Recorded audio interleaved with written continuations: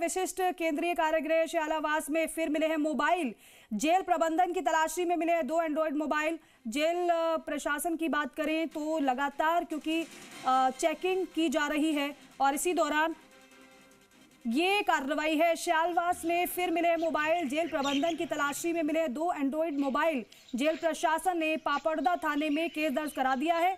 मामले की जांच पड़ताल में पुलिस जुटी है, लेकिन बड़ा सवाल यह है कि आखिर जेल में मोबाइल कैसे पहुंच रहे हैं।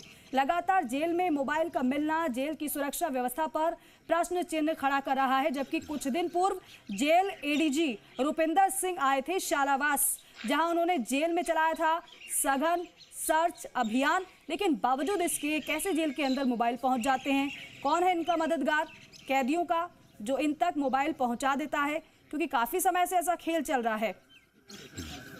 लक्ष्मी अवतार हमारे सहयोगी फोनलाइन पर हैं। लक्ष्मी, क्योंकि सवाल तो आज भी ये बना हुआ है कि आखिर कैसे कैदियों के पास मोबाइल फोन पहुंच जाते हैं।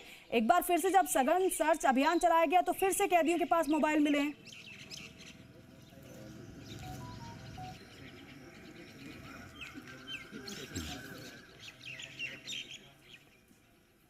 तो देखिए, जेल में मोबाइल मिलने का ये पूरा मामला है। सुरक्षा व्यवस्था कैसी है, किस तरह है, ये इसी से समझा जा सकता है, क्योंकि आए दिन सर्च अभियान चलाए जाते हैं जेल के भीतर।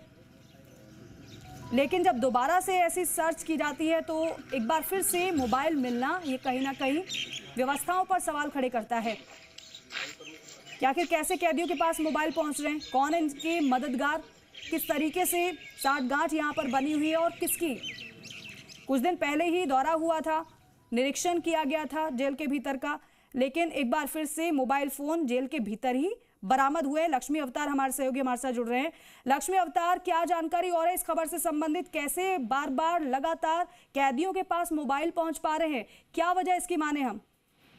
जी बिल्कुल, ये बड़ा सवाल है और जेल प्रशासन को ये बड़ी चुनौती भी है कि जो विशिष्ट केंद्रीय कारागृह शालावास है उसमें बार बार मोबाइल मिल रहे हैं सर्च के दौरान। बीते दिनों भी जब पुलिस और जेल प्रशासन ने सर्च अभियान चलाया था तो मोबाइल मिले थे।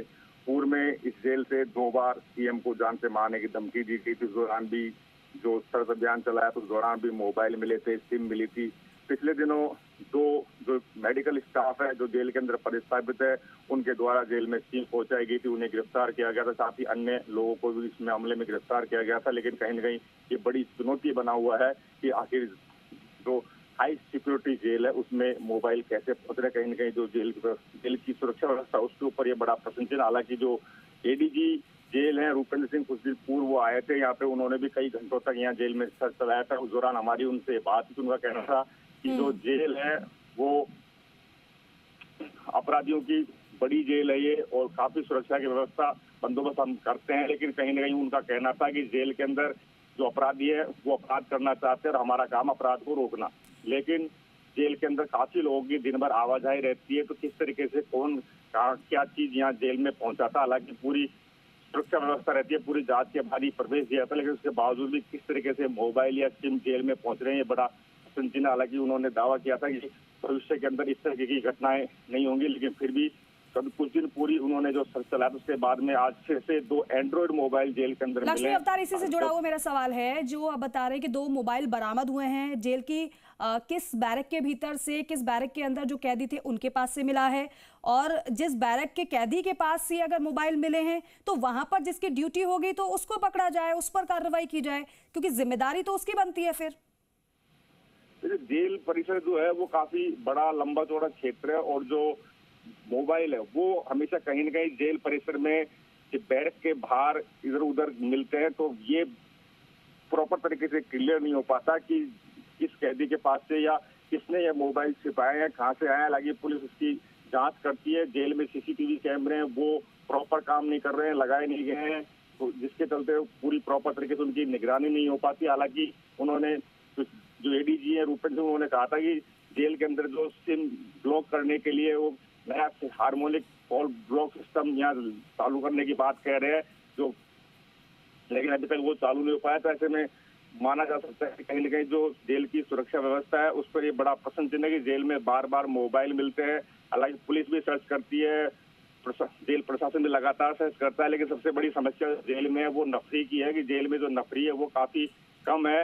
होमगार्ड के भरोसे ही जेल की सुरक्षा व्यवस्था यहाँ पे चल रही है, जिसके चलते कहीं न कहीं हो सकता है सुरक्षा व्यवस्था में चूक हो रही हो।